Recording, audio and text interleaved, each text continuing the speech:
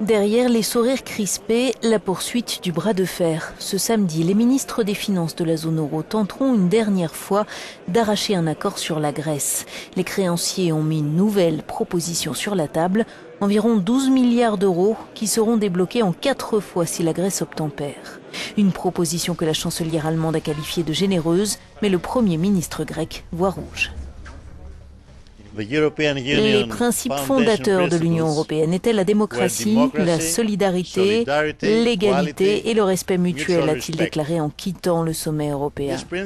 Ces principes n'étaient pas fondés sur le chantage et les ultimatums. Et en particulier en cette période, personne n'a le droit de mettre en danger ces principes. Pour Alexis Tsipras, Athènes est déjà allé très loin dans les concessions en acceptant notamment de nouvelles hausses d'impôts et le report de l'âge de la retraite. Et faute d'accord, le pays ne pourra pas honorer son remboursement au FMI dans 4 jours.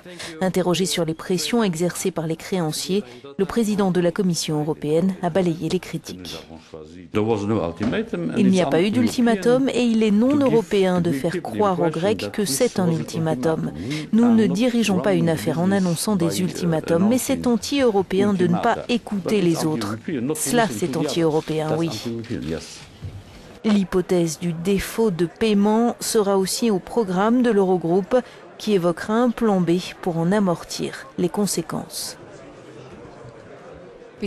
Les pays de la zone euro et les institutions sont sur la même ligne et demandent à la Grèce d'accepter les dernières propositions, conclut notre correspondante. Dans le même temps, les discussions techniques se poursuivent ici à Bruxelles et certains ministres d'évoquer une prolongation du cauchemar grec jusqu'à dimanche. Από τις Βρυξέλλες για το Euronews, Έφη Κουτσοκώστα.